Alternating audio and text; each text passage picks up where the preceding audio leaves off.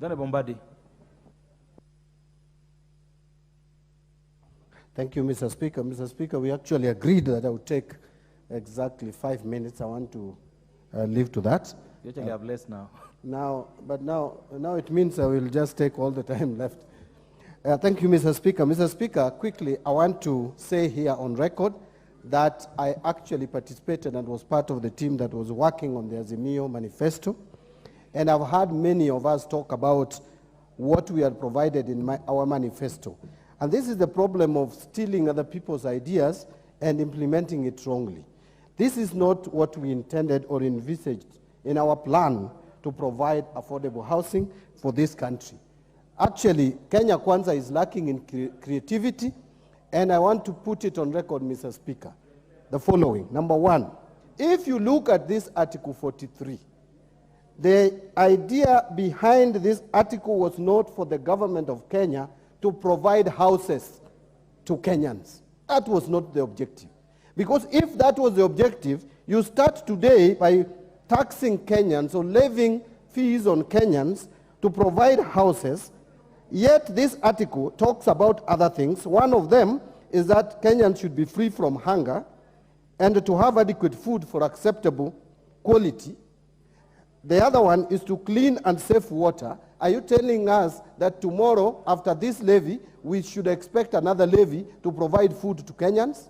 And to get another levy to provide water, safe and clean, to Kenyans?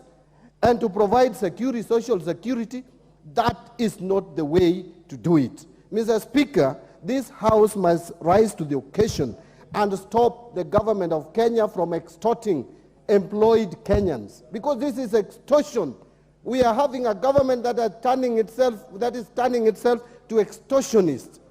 You cannot force Kenyans to pay money to provide houses when they have not asked you that they need those houses. Mr. Speaker, you are telling us that these houses that will be provided even in the rural constituencies, that you are going to come to Ukwala, Mr. Speaker, in your constituency, and move Ugenya people to reside in Ukwala. Who told this government that the people of Ugenya want to go and stay in Ukwala?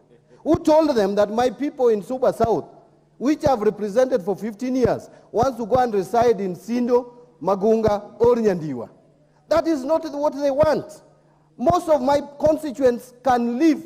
They have houses. There are just a few who don't have houses, some widows, some people who are totally very poor. Where has this government conducted a survey to provide the number of Kenyans, those households which are lacking houses? Where is that data? What Kenyans need is housing, not homes, not houses. Who told you that when we come to Nairobi, we want houses in Nairobi? I just want where I stay. Housing is what Kenyans need. You go to Brazil, understand the way Brasilia was developed.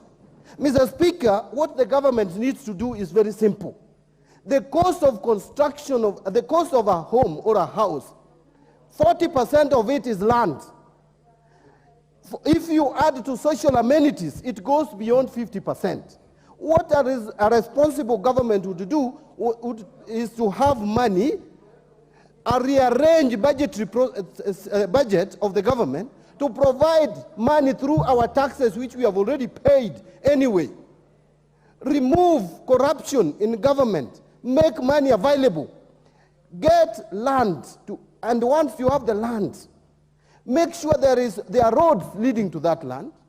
There is railway leading to that land. There is electricity and water. And then arrange with private developers and agree on a system where the private developers would come, develop houses, and you agree and sign a contract that for a period of so number of years, they will be charging this amount of rent. Mr. Speaker, I want to put it on record as someone who is a professional in finance. I want to tell you this. Investment in housing, investment in real estate is not a productive way of investment. The payback period for investing in a house is usually not less than 35 years. That is without factoring time value of money. So therefore, you need not to You know, you are shouting and I'm... You know, you don't have any knowledge of economics, Honorable Vaya. So can you keep quiet and I finish my contribution? I have only 1 minute. Stop shouting and I'm your teacher. Mr. Speaker, I am saying that the cost of investing, the payback period for real estate is 35 years and above. If you are forcing someone who is over 50 years to have a home, this person is not, you know, this kind of interruption. Honorable Baya, allow the Honorable. This is not how I trained you. You are now Deputy Majority Leader, Mheshimiwa Owen Baya.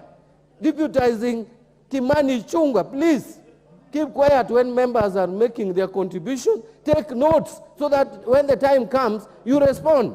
So, Mr. Speaker, because now there is no time, so I will have to continue next time. I don't want to finish my time now. I don't want to stop because my time, I still have 5 minutes now.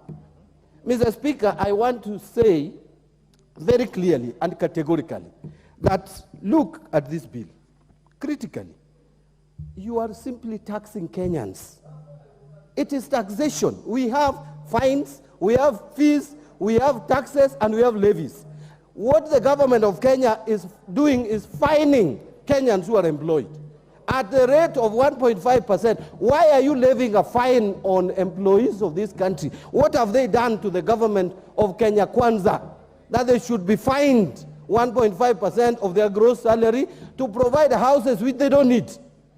If you want these Kenyans to be philanthropic, there is a way to enforce philanthropy. You cannot force philanthropy on people. You have to persuade people, take them to church, preach to them so that we get converted and we understand that now we have a social responsibility to take care of other Kenyans because the government of Kenya, which is taxing us, is eating the money that they are supposed to use to provide these services to the Kenyans. Now they want other Kenyans, the ordinary Kenyans, to contribute money to some fund and help other Kenyans get money. This is simply philanthropy is what you want. Mr. Speaker, I will continue.